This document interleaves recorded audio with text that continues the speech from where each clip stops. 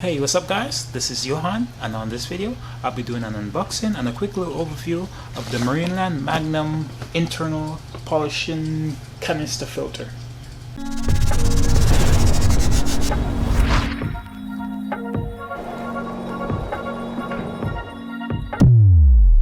Alright guys, so I picked this internal filter up so I could add it onto the 20-gallon Nano. You guys can see right behind here. The tank has been doing awesome, but I wanted to add a little bit of extra filtration. And in one of my last videos I did put together one of those DIY filters, but I wanted something to look a little bit more put together. I was trying to 3D print one of those and just design one myself, but I thought why not just go ahead and buy one. And I picked this up on Amazon for about $48, well $43 out. It was on sale. Usually these go for about $70 at local fish stores, and even on Amazon I've seen them for almost $80, but I saw it on sale, so went ahead and got it. Alright guys, so one of the main reasons I wanted to add this filter to my 20-gallon Nano, it's simply kind of because of my fault. I started to do a little bit of overfeeding here and there because I added a few different new additions like the pipefish and the two feather dusters. So I've been doing a lot more particulate feeding, and I have one other addition I did put in, but I'm gonna save that for Thursday's video, which is gonna be the 2018 Rico's Nano Tank Challenge October update for this tank. So that should this filter should take care of the excess particles that's in the water in between the feedings I do. Like I said, I've been feeding the tank about every 3 days, or sometimes if I'm off I might feed it every other day. But it's just I enjoy feeding the tank, but I do see a lot of film algae on the glass. That means my phosphate's a little bit higher, so I want to at least lower some of the excess food that's in the water, because the main filter at the back, that's the hang-on back, doesn't really do any filtration update, proper fine particle filtration. So I wanted to get something that could take out all the extra fine particles.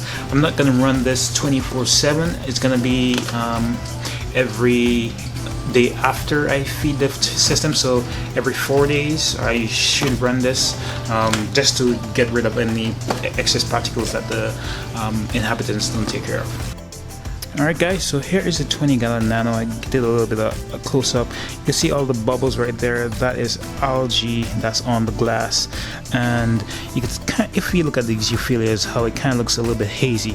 But once I take the magnet cleaner and pass it a couple times, you can see the difference in between here and there, and you could see how clear that is. So my whole thing of getting this internal canister filter is when I clean off the glass, I need all the algae that's on the glass to go into a filter or get exported, because they're not getting exported properly through this hang-on back filter. They are just being in the water column, and some of it is getting exported into the hang-on back filter, but some of it just settles out onto the sandbed. It does feed some of the corals and some of the inverts I have in here, but it just doesn't do enough. Alright guys, so let's get into the unboxing of this internal filter. Alright guys, so this is the box. You can see different things that it comes with. A little dual chamber media canister, easy to start, no back flush, 2-in-1 versatility. Alright, so let's get into this unboxing.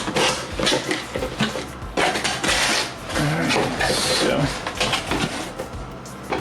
we have a box of some goodies here. And so this box just has your filter, and then it has a little internal strainer. Oops, flew that way too far.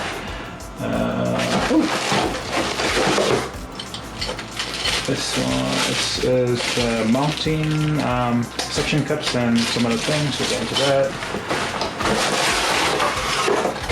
And then the actual filter, nicely packaged.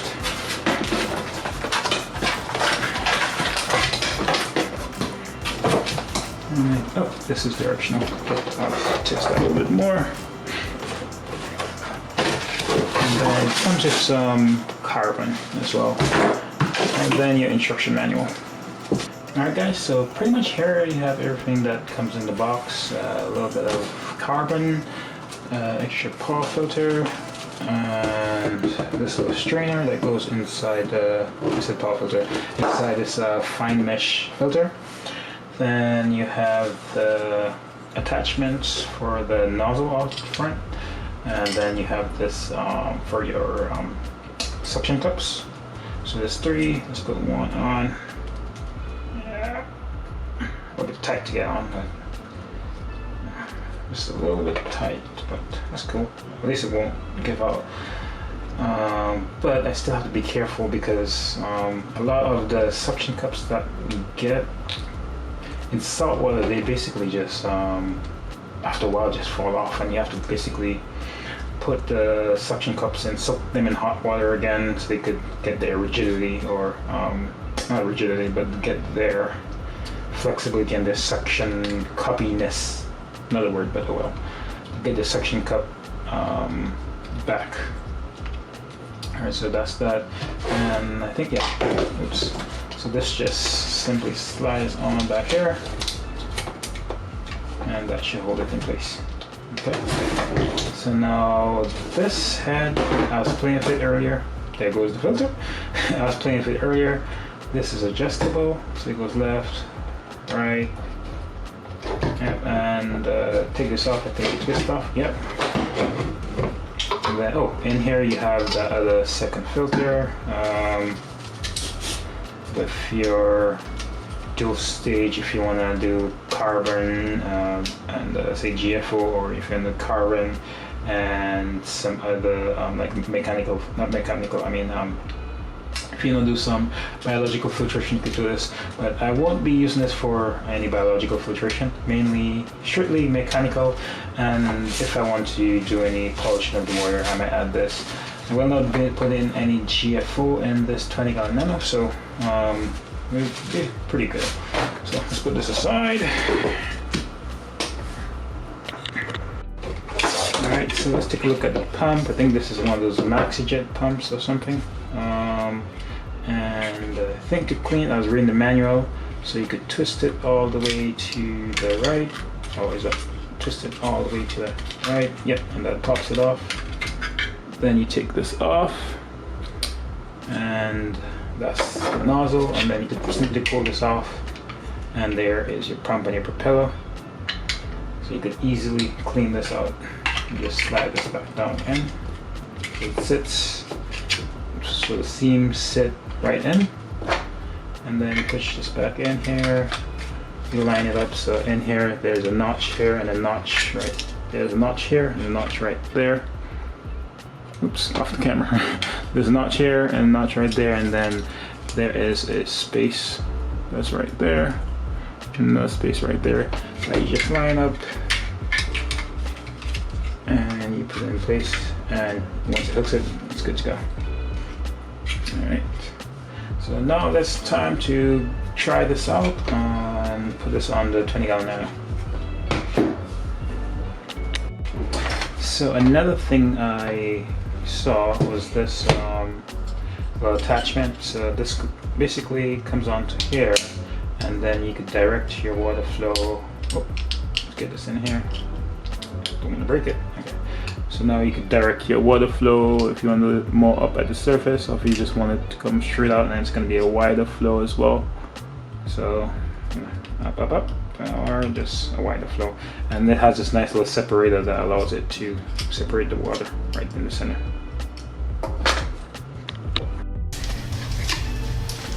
Alright guys, so we're here at the aquarium, and it's time to put this in. So I'm just take the cable and drop it in. So I already did a little wash off of this. So let's see how it works.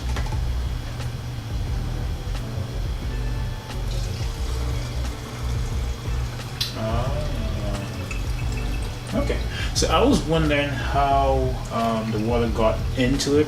Actually gets in right near the top with exit venters, so I guess we just put this in here.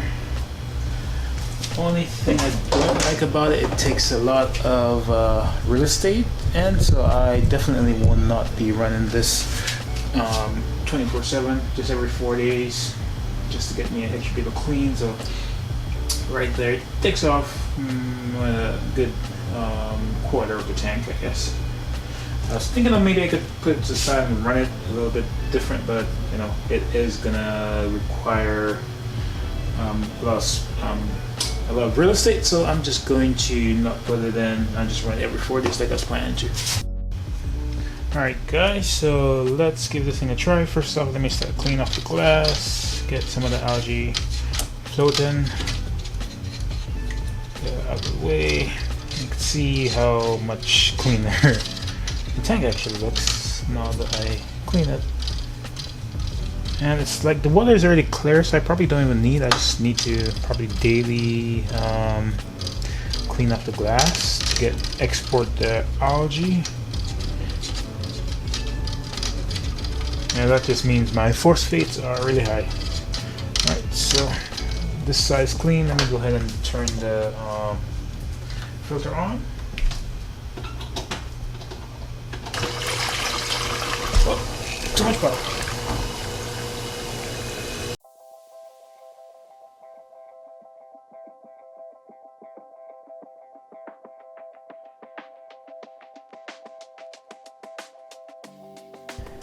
Alright guys, so it settled down a little bit. So I figured out why it was sucking in so much air. I was looking for the manual. I don't think I saw it unless I probably didn't read the manual properly. I usually just skim through those, but at the top right here, you guys can see these two holes. Let me get closer. So right there, these two holes right here, those actually suck in, so they actually act like surface skimming. Or if you have for example, a freshwater aquarium and you would like to aerate your water, then all you have to do is kind of lift these out of the water and you can just see it sucking in. And it got a little noisy because it's sucking in air now, so but it is a tad bit noisy. Okay, that's just the way I had it. So you can see how much foam it's foaming up right now. So once you submerge it underneath the water, then it doesn't suck any more air in. So that's a cool little feature that it has. If you have like a freshwater aquarium, you could probably even turn this into a protein skimmer. But you know, so far it's starting to clean out the tank. The corals are getting their little nano bubble scrubbing. You can see this this platen Monty right here letting off some slime. Even this fortified digitata. Once the bubble storm clears up, you can kind of see a little piece of slime coming up, and all these bubbles, that big bubbles are coming up. Those are coming from the euphyllias. Euphyllias hate bubbles, so see this one starting to close up right here. Alright guys, so I'm just doing a little bit of noise comparison. So this is what it sounds like with me talking, but let me quiet for a second. I'm gonna unplug it and just let it run, and then you could hear the noise once I plug it back in. So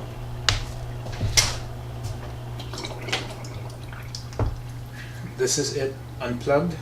My tank runs a little bit louder because of the splashing from this. So let me turn on the splashing. That kicks on, and there is a splashing noise that you usually hear. So this is my tank here, how it usually runs. And then I'm gonna add the filter on so I get some more noise. So a bit lower. Alright, so it's a slight hum. Let me take this filter off now. Okay, so that's off. It's just this now.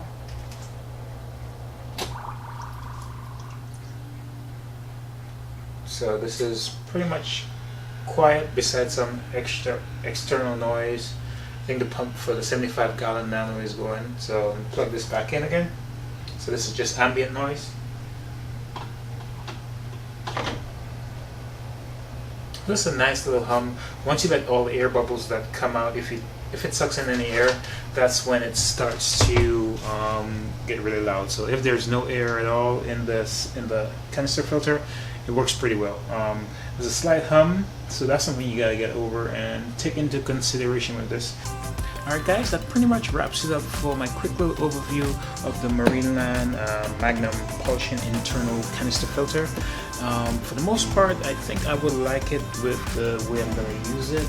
It's mainly for just polishing the water, getting the extra little bit of clarity in the water. The water is usually clear, but besides the haze, I need a way to export that. So this canister filter would be a nice little way, and it actually doesn't let me go over the size limit of this aquarium. And we're technically not supposed to have canister filters, but because it's inside, it's in that gray area. So I'm not going to be running it 24/7. It's just going to be, like I said, every 4 days. I might run it 4 or 5 days or so. But it's going to be a nice little addition to clean out and clear out the entire system. Alright guys, that pretty much wraps it up for this video. So if you liked this video, go ahead and hit the like button down below, and also remember to subscribe. I'll catch you guys in the next one.